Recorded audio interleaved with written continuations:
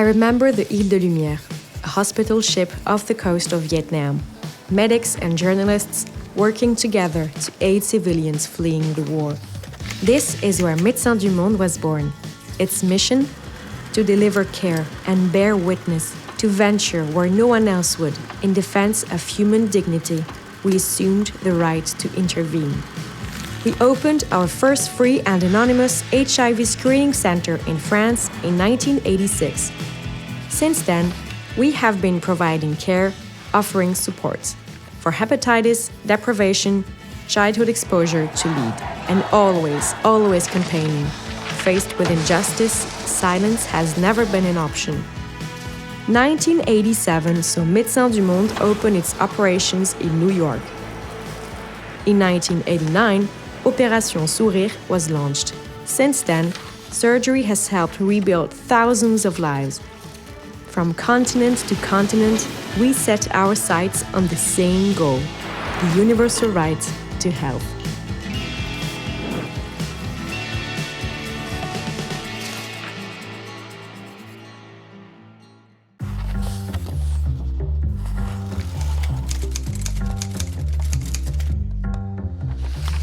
I remember 1989 and the fall of the Berlin Wall.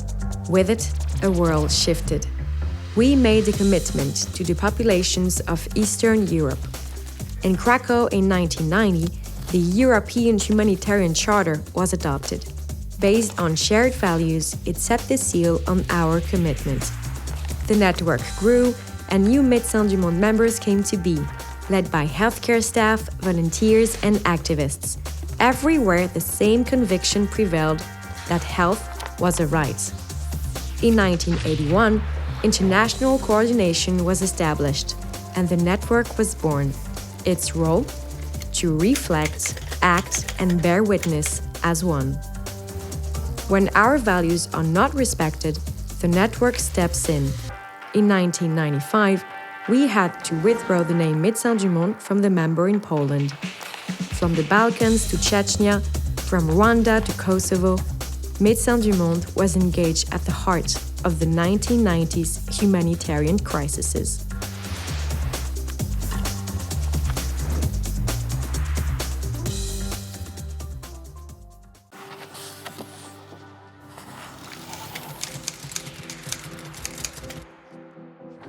In May 2000, the members of the network identified 3 priorities: to combat HIV, AIDS, protect civilians in conflict zones, and defend those excluded from healthcare in our own countries.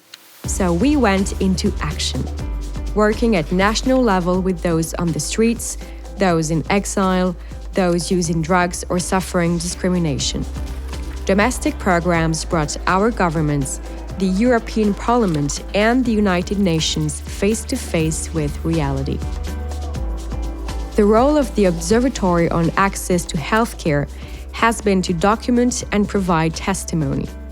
Our ties have been strengthened and good practice exchanged.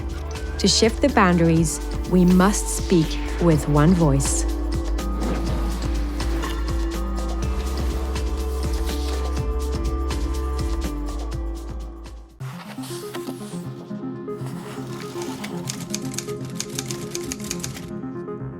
I remember all those humanitarian emergencies, earthquakes in Haiti and Nepal, Ebola in West Africa, war in Syria, the crisis of the Rohingya peoples, as well as the refugee reception crisis in Europe. There were many of them, all severe, and we stepped up. On the ground, we got on with it. There were coordination issues between us, however. The range of approaches and cultures was a strength, but also a challenge. So we questioned what we were about. 4 years of dialogue and discussion were committed to developing our governance. In 2015, the roadmap process was launched, an ambitious collective effort designed to cooperate better, to fight better. Gradually, we found a balance between the autonomy of each member and discovered the strength of a common vision. The lessons learned from the crises experienced consolidated our structure and readied us for the challenges of the decade to come.